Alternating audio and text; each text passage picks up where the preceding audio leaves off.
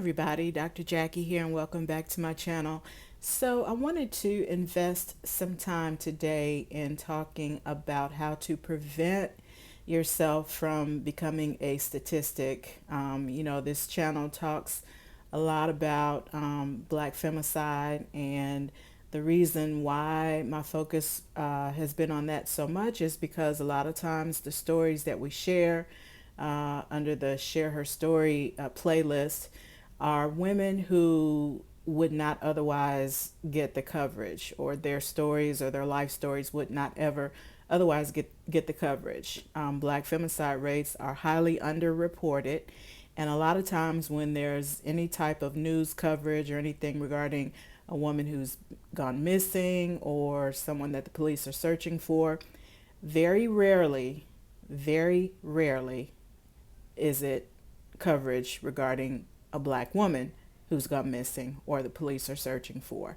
And so that's why I've highlighted those stories on our channel here to give honor and reverence and respect to those ladies who have lost their lives due to unfortunate situations. And a lot of times it's because of toxic relationships. So I wanted to invest some time today in talking about toxic relationships and really how to detox from toxic relationships.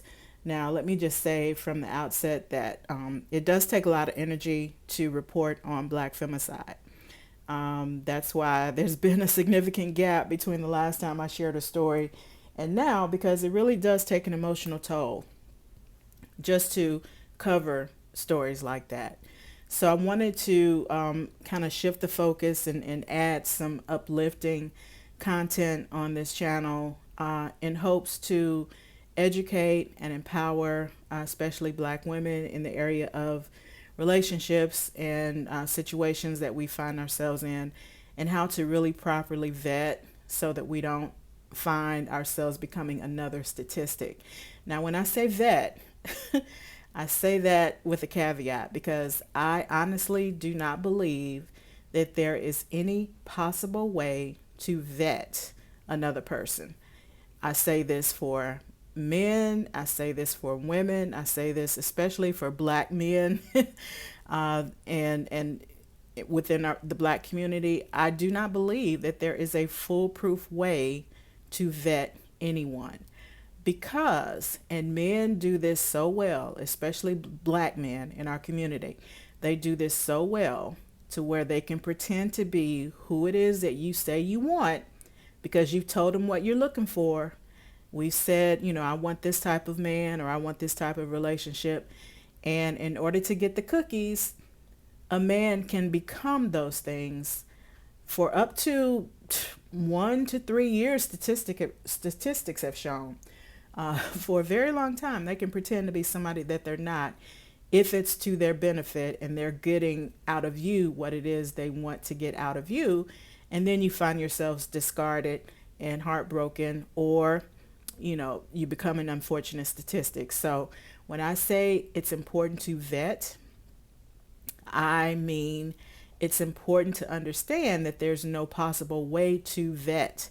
However, if you do find that someone has, become someone that you would potentially like to become involved with, they've, crossed all the barriers, and they've, checked all the boxes, and you're feeling the chemistry, you're feeling the energy, and you want to move things to the next level, always, as our good friend Cynthia G says, vet with the intention of setting boundaries, expectations, and having your deal breakers, things that that if you cross this line, it's over. And ladies, don't be afraid to walk away, because the guys aren't afraid to walk away. If they feel that there's any flaw in you to the degree that, it would be a deal breaker for them, they're willing to walk away, and rightfully so. And so we should have the same type of energy when it comes to how we deal with relationships. So going into the year 2023, we're going to talk about how to detox from toxic relationships. And the first thing we have to understand is that you don't immediately recognize a relationship is toxic from the get-go. I mean, I don't know of any woman who intentionally goes into a relationship with the idea that, hey, I'm going to try to find the dustiest, most derelict, unfaithful, non provider that I can find. I mean, nobody goes into a relationship with that intention because people are very good at hiding who they are. Red flags and all, they can hide those red flags. A lot of times you don't even see those red flags until, later on down the line. And at that point, you have to be willing to cut it off. But we're talking about avoiding toxic relationships. So if you find yourself in a relationship with someone and he's passed all the check boxes and everything, and things are vibing, you have chemistry, things are going well, it's important to understand that things can get complicated even if you're in a romantic relationship. And so the first thing that we want to recognize and understand in terms of detoxing from a toxic relationship is that you want to make sure that you cover these 5 points, or you want to look out for these 5 signs. Because if you recognize any one of these 5 signs, chances are you are in a toxic relationship and you need to give yourself an out. Okay? So the first sign of a toxic relationship is that there's constant unhappiness. I mean, if you're always feeling sad, if you're always feeling anxious, if there's anger, if there's negativity, if you find that your mental health has declined, or you're starting to feel that your self-esteem is low when you're with this person, or you don't feel like you're good enough, or they're, demeaning you or degrading you in some way constantly, chances are you are in a toxic relationship and you need to get out. Now, everybody has good days and bad days, right? We all do. But if you find that there is a pattern in your relationship and how you feel about yourself when you're with this person, if you're constantly feeling like you don't measure up, or you're not good enough, or you're constantly being compared to some other person, or if they keep telling you that something is wrong in this particular area, and you constantly feel depressed or anxious, chances are you are in a toxic relationship, and it is time to cut the cord. It's time to get out. It's time to free yourself so that you can begin to feel better about who you are as a person. So the first sign that you may be in a toxic relationship is that you find that you're constantly unhappy. Now, I'm not talking about the occasional, bad day that we all have. But if this is a pattern of behavior and you're constantly unhappy, you're constantly sad, you don't sleep at night, your whole living pattern has just been thrown off in terms of your sleeping arrangements, and you don't feel like you want to eat and things like that, constantly unhappy, that is the first sign, or one of the first signs, that you may be in a toxic relationship. If you start to feel depressed or anxious, yeah, when you're with this person, yeah, that's not good. So number 2, your partner has no friends other than you. If you're with someone and they don't have any other outside influences, and even more so, they don't want you to have any friends, they don't want you to have any other outside interests. Now, there's things that you should do together. There's things that you should have in common in terms of things that you like to do. But don't lose who you are in a relationship. If you used to love to go mountain climbing, for example, and they try to prevent you from doing those things, chances are you're in a toxic relationship. Or if you're used to hanging out with, your group of friends, say you have a group of friends that you constantly hang out with, and, y'all have fun together, not getting in any trouble or anything like that, but you just like to hang out together. You go out to dinner every Friday night with a group of work buddies, for example.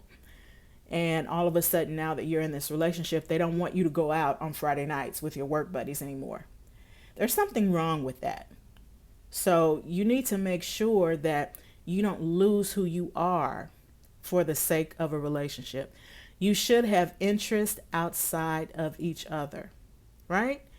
You should have interests together, common interests, but you should have interests outside of each other also, because that's what makes you you. That's what makes you who you are as a person, as an individual, right? You have to have both things in common, of course, obviously, because that's what drew you to each other, hopefully. But that doesn't mean that you have to forget about who you are as a person just to be with this individual. If you feel like you're being pressured to give up your outside interests for someone else, chances are you are in a toxic relationship. So, number three, your partner calls you names or criticizes you personally.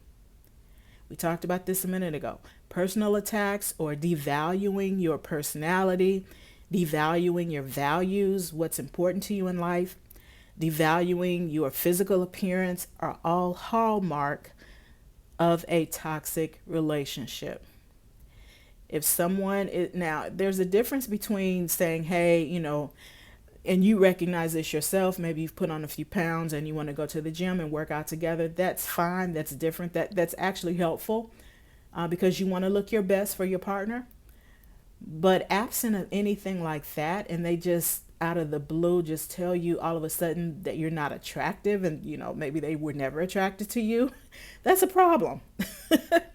That's a personal attack, and that's a devaluation of someone, from someone else. So if you feel devalued in your relationship, if you feel as if you don't add any value anymore in your relationship, or you question whether you ever did have value to this other person, chances are that's a sign of a toxic relationship. So, number four, if your partner constantly texts you or asks you to check in, or if they're following you, right?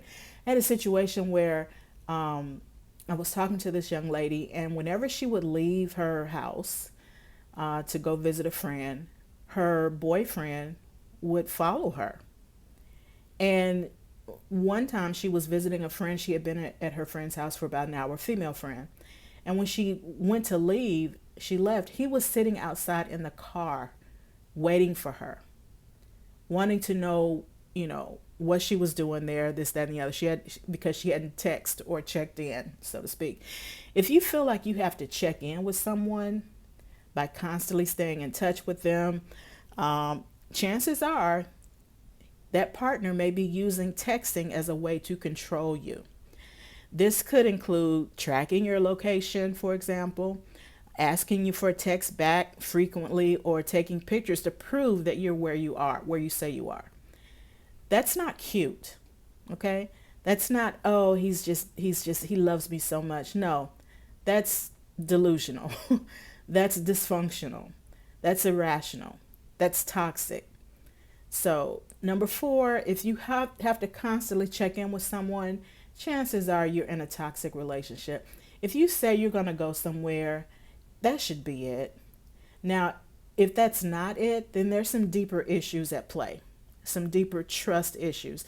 And if you have trust issues, then chances are you shouldn't be involved with this person anyway. If you have trust issues and you don't trust that they say that they're going where they're going, or you have to check in to prove that you were where you say you were, that's a trust issue in the relationship. And that's something very deep and disturbing. And that's a whole nother level of being in a toxic relationship. So, number five, if your friends and your family hate your partner, there's something to be said about what your family thinks about who you're with. Now, assuming that you have a pretty decent relationship with your family, you have a good relationship with your mom, your dad, your brothers, your sisters, and if they cannot stand this individual, chances are they can see something about this person that you cannot.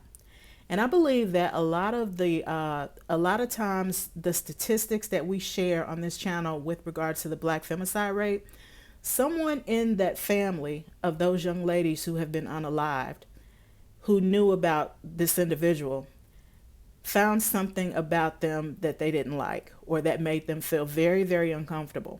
And a lot of times we drive through red flags. We drive through the signs. Those signs are there for our protection. Whether the signs are a gut check that we have inside of our own, spirit or soul, or the sign may be, a trusted relative saying, hey, it's something about this person that I just don't have a warm, fuzzy feeling about. And we tend to say, especially if we're very involved with this person, or he's super fine or whatever, or she's super cute or whatever it is, that we just ignore those warnings. We drive right through those red flags and we end up being a statistic on some level. So make sure that you get the input of those who you love and trust in your family or even in your close friends. So let's talk about why leaving a toxic relationship is often so hard, right? Leaving a toxic relationship can be very hard because of all of the emotional labor and time spent trying to make that relationship work. It can feel like an internal failure, right? And it's oftentimes like a divorce or a death or a loss. Or that by leaving, you're giving up on something that you've invested your time, and sometimes even your money into. Sometimes, there's been some financial connections. You sign something jointly or something, which is something I never recommend that you do with anybody that you're in a relationship, unless, of course, this is your spouse, your legal spouse. But if you're dating someone and, you're just kind of seeing somebody, don't co-sign with nobody. Please. Don't get tangled up financially or legally bound with someone that you're not married to, thinking that you're going to get married. Until you are really, really married, you're single. Okay, so live your life accordingly. But we're talking about why leaving a toxic relationship is so hard. It's because a lot of times it's the emotional investment that you made. But it's important to acknowledge that not all relationships can be saved.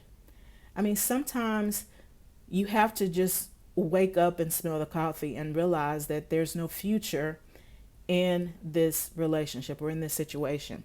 So the sooner you do that, even though it may be hard and even though it may be difficult, the better off you'll be and the freer you'll be to pursue or to be pursued by something more worthwhile. When to end a toxic relationship? When people get stuck in relationship patterns, it can be difficult to break it off. But if your relationship is toxic and you begin to become more damaged, then that's when it's time to leave. The longer you stay in a toxic relationship, the more damaged you will become. And the more work it will require for you to not only overcome that situation, but look back on it and realize that you are better since you allowed yourself to be free from it. Any form of domestic abuse or physical or, sexual or emotional abuse should not be tolerated. And it should be ended as soon as possible. Give yourself permission to free yourself so that you can be free to make wise relationship choices going forward into 2023, going forward into the new year. Hey, we all deserve love. We all deserve affection. We all deserve someone who cherishes us, who cares for us, and who has our best interest at heart. Don't let the chatter and the noise that's currently been unleashed, especially on social media, dictate to you what your value is as a human being, what you deserve as a person. Nobody can position themselves to be God over your life, right? And so don't give in to the noise, don't give in to the chatter, and by all means, don't give anyone permission to dictate to you or to write your life story.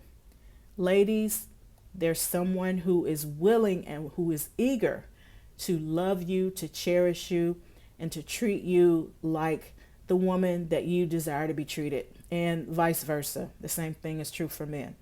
Don't allow anyone to cause you to feel less of yourself or to, for whatever reason. And a lot of times when people say things like, you're average at best, or you don't measure up, or you don't deserve this type of man because you're 10 pounds overweight.